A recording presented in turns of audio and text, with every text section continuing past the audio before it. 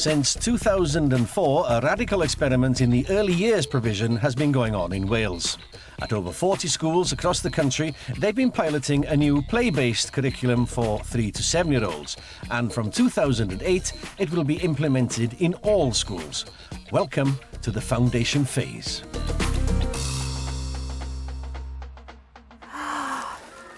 St Mary's School in Bridgend is a foundation phase pilot setting. This programme will look at how they're encouraging creative development in their reception class. I want you to choose one of these colour palettes. Then you've got to find, Danielle, something that's that colour brown. I'm going to spread them out and you can choose your autumn colour. There's lots of things to choose from. Choose the one that you'd like to try and match.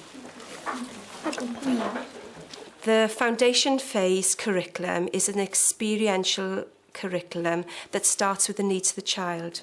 The planning in the foundation phase is very detailed because the number of the activities that you cover within a day. We take a topic-based approach. We plan mini topics each week, but each topic is built upon, so there's an overview. This morning the children made an autumn palette. They matched colours, chosen colours, so it was shades of green or shades of brown, shades of orange, and then they had to investigate which colours made brown. So they had a selection of yellow, red and green paint. So they investigated which colours made brown. Which two colours made the brown? What did you add? Which colours did you mix? Yellow. What else? Yeah, and a little bit of red, wasn't it? We wanted to ensure that we develop their active skills, develop their cognitive skills, and that the learning by doing and being very play-orientated means that they also learned a range of social and community skills, as well as having very specific curricular areas of learning. When we were approached to take on the pilot scheme, initially I thought, oh gosh, I had a great fear within myself because I thought at the time things were good. Inspections were good, results were good. But when I read the document and I could see the weaknesses that already existed within certainly my school and many other schools perhaps on problem solving, more child-led learning, and sometimes we impose things at a too early an age.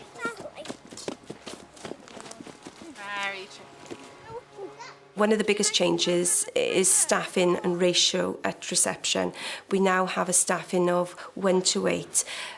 But it's important that the staffing are used to lead the learning, to observe and take the children's learning on. It's not just to make the teacher's life easier.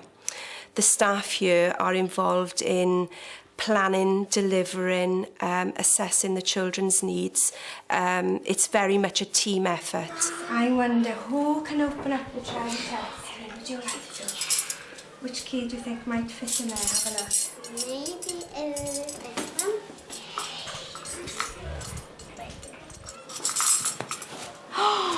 Oh, well done, Erin. Oh, Martin said, could you get the book out for me, Erin? This is the book of The Bear. And inside our treasure box there's lots of materials that may look like parts of this story. We're going on a bear hunt. We're going on a bear hunt. We're going to catch a big one. We're going to catch a big one. I'm not scared. I'm not scared. Oh, what a beautiful day. Oh, what a beautiful day. Dylan, would you have a look in the box to see if you can find some crunching, munching leaves? You have to be quiet and see if we can listen. Oh, and Dylan, can you squish them all together and make a crunching? By using creative development, for the example with the bear hunt, the children's listening skills were developed, their language was developed, sequencing of story was developed. They had to work together, teamwork was very much involved. When they went out into the conservation area in the afternoon, they acted out the story, but they went through the splishing and sploshing, the different activities and the words associated with the story, and they actually led the story in a creative way. We're going on a bear hunt, we're going on a bear hunt, we're going to catch a big one, we're going to catch a big one. I'm not scared, I'm not scared. Oh, what a beautiful day. Uh-oh. Birds! Oh! There goes the birds! We can't go over it, can't go over it, we can't go under it, can't go under it. We'll have to go through it. We're all part of a team. We're actually involved in the planning. So when we planned this activity, this is sort of my idea. I wanted to go with this, and that was fine to do that. We're given a lot more scope than we would have been, you know, sort of pre-foundation, really.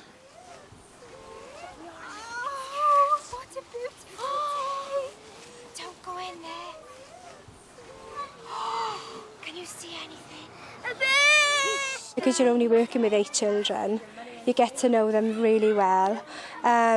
It's just fantastic because you have so much more time with them and they're not overlooked, especially the quieter children who tend to sort of drift into the background. You know, they're always there with you. Outdoor activities, they're always really good rather than being in the classroom. Hands-on, anything messy, anything creative, and they're just really confident children who just get involved in everything, and I think that's what the foundation brings. We wanted to look at what really encouraged and enthused our youngest children from all backgrounds, because the curriculum had to be able to support those who needed additional learning support because they had additional learning needs at both ends of the spectrum, as well as those very able children. So we wanted a curriculum to stretch the imagination. The children like a range of activities. They like hands-on, experiential, real experiences, and you can use those then to develop their learning. Ooh, you take your finger and you can make... Chocolate. You're going to make your path with your fingers. It's real ice cream. It's real cream, yes. That's it, good boy. Wow. Good. I can see your path. You're going to go on a long journey. I think we need some more chocolate to make our pictures even better. Yeah. Wow. A muddy puddle. Excellent. Thank you, darling. Sinead, you have to tap it. Tap it. Wherever we plan, there's always an element of fun. There's we try and use all our senses. So, for example, today they've had the opportunity to taste. The activity with the chocolate, they were mark making, which is a pre-skill to recording.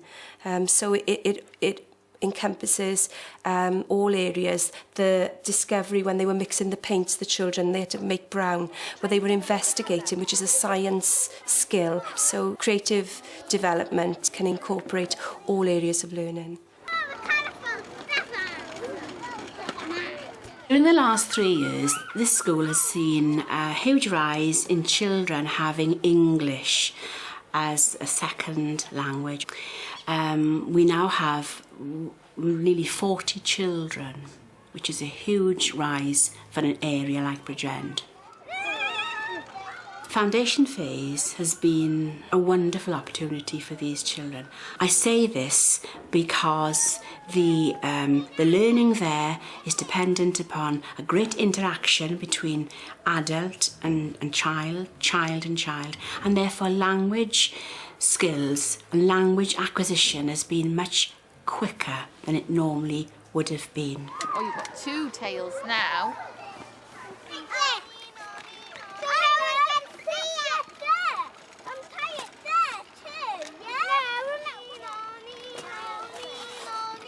Well, they've used all the playthings before. They've had to go and some experience of it, and now they get the free play of it, putting it all together themselves and just seeing where they go with it.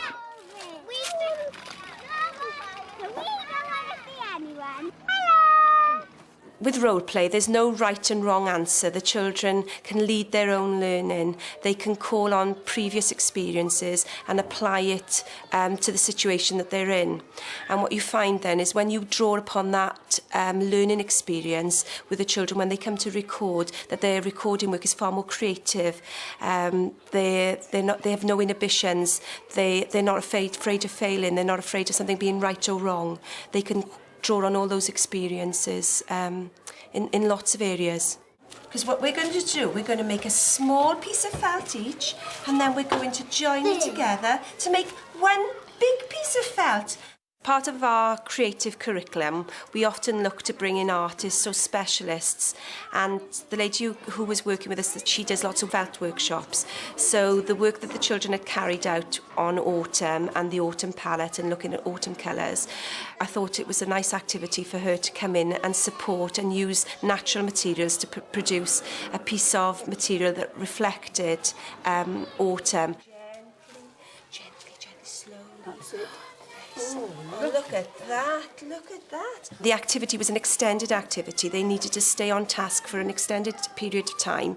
It required the children to use fine motor skills, gross motor skills. There was the opportunity to make it a holistic approach to teaching. The children could count. They counted in Welsh. They counted up to 10 forwards, backwards. They had to work with a partner, so develop their personal and social skills.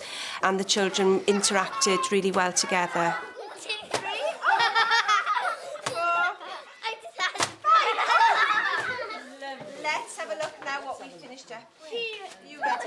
I don't think the child that has gone through foundation phase and will end up in year 2 this year will be the same sort of child that we've had previously at the end of the year 2. The transition from foundation phase to key stage 2 is going to be absolutely crucial, because what we don't want is all the good work that has gone on in foundation phase to just get squashed into the Key Stage 2 curriculum.